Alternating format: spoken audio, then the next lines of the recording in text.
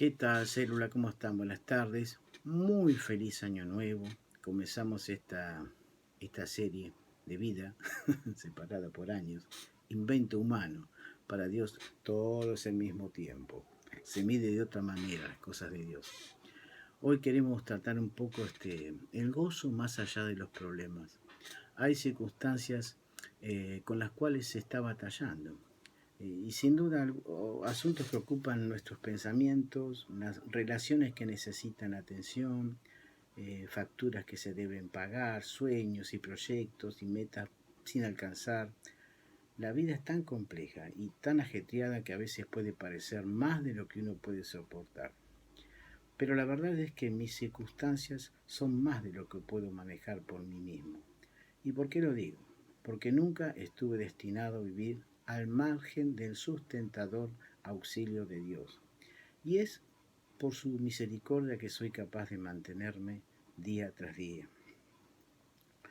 Uno puede pensar que está controlando sus propios asuntos, pero sin la bondad de Dios, todos estaríamos totalmente paralizados.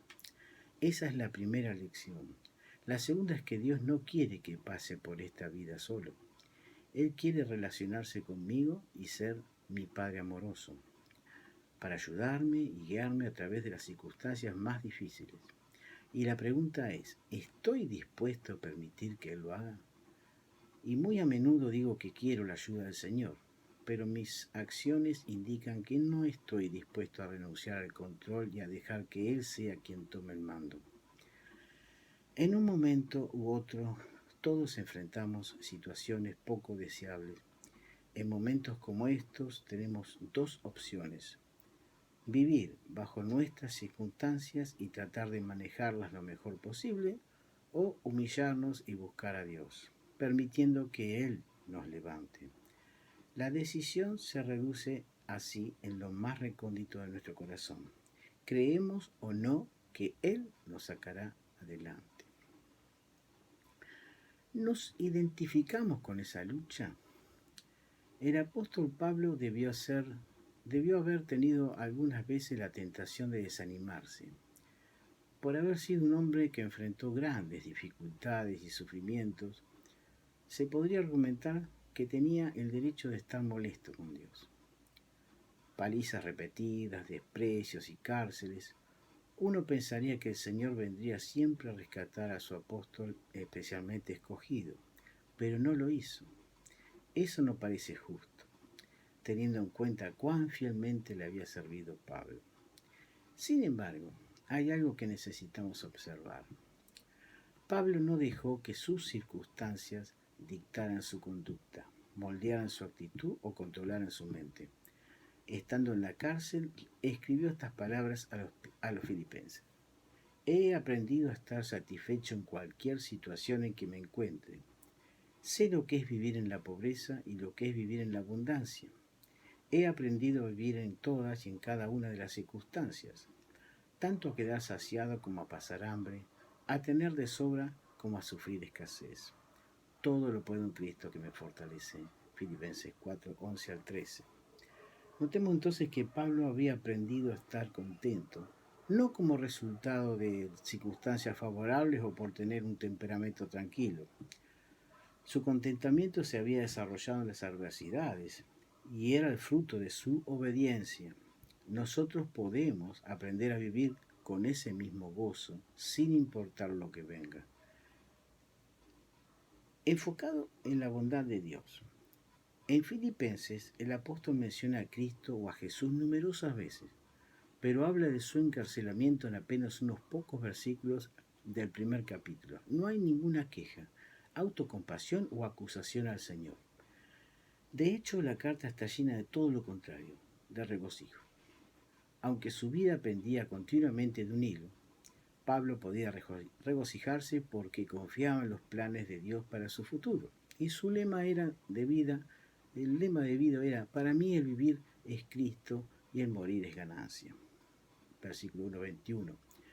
Sabía que la muerte lo llevaría de inmediato a la presencia de Cristo y que la vida en la tierra significaría más años de servicio fructífero. En cualquier caso, los planes de Dios para él eran buenos. aunque sus circunstancias no lo fueran. El secreto del contentamiento de Pablo era su firme creencia en la bondad del Señor para con él, el reconocimiento de su autoridad sobre su vida y la confianza absoluta que tenía en cuanto a la voluntad de Dios. Desde una perspectiva terrenal, la vida de Pablo podía estar en manos del emperador romano, pero en realidad solamente el Señor es el gobernante soberano en el cielo y en la tierra. Salmo 103:19, lo cual significa que Él controla todo lo que sucede en este mundo.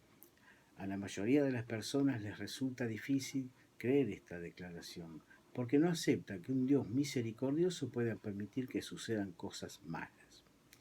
Pero cuando se trata de por qué Él permite el mal y las adversidades, es porque tiene propósitos y razones que pueden seguir siendo siempre un misterio para nosotros. Lo que sabemos con certeza es que el Señor es bueno y que al final su bondad se impondrá. Romanos 8:28 y Filipenses 2:13. Puede que no le veamos o sintamos siempre, pero Él está morando dentro de nuestro ser y actuando en medio de nosotros. Ahora, una oportunidad para servir. Dice Pablo en Filipenses 1:12, quiero que sepáis, hermanos, que las cosas que me han sucedido han redundado en va bien para el progreso del Evangelio. Fíjense a dónde apunta Pablo. Y aunque la prisión parecía ser un obstáculo enorme que le impediría al apóstol servir al Señor, esto resultó ser todo lo contrario. Por ser un preso bajo arresto domiciliario, aprovechaba cada oportunidad para hablar de Jesús a quienes lo visitaran. Además tenía siempre literalmente una audiencia cautiva, porque estaba encadenado todo el tiempo un guardia romano. Hechos 28. Y muy pronto toda la guardia pretoriana había escuchado hablar de Pablo y de su encarcelamiento por causa de Cristo. El mensaje del Evangelio había llegado, incluso al lugar más inesperado, a la casa del César. Gracias a su arresto, Pablo se hizo visible a un auditorio que no habría tenido de otra manera. Servir al Señor fielmente en circunstancias difíciles es un testimonio no solamente para el mundo incrédulo, sino también para los demás cristianos. La prisión de Pablo inspiró a otros creyentes a confiar en Dios y a hablar con valentía su palabra, sin temor. Pero hubo un resultado aún más sorprendente. Algunos creyentes que estaban envidiosos de Pablo comenzaron a predicar el Evangelio por egoísmo, con la esperanza de provocarle angustia. Pero incluso en esto Pablo vio la bendición de Dios y se regocija de que, ya fuera por pretexto o por verdad, Cristo estaba siendo proclamado. Versículos 15 al 18. Ahora, ¿qué pasa conmigo? ¿Dónde pongo la mirada en las circunstancias difíciles? ¿Estoy buscando continuamente una salida o me inquieto por la situación hasta que caigo en la desesperación?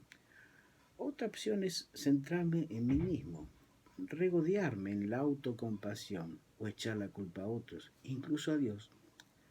Si estoy lidiando con situaciones angustiosas, es muy natural que me inquiete, pero un hijo de Dios cuenta con el privilegio de tener un enfoque más elevado. Cuando las circunstancias nos parezcan abrumadoras, lo único que tenemos que hacer es fijar los ojos en Cristo.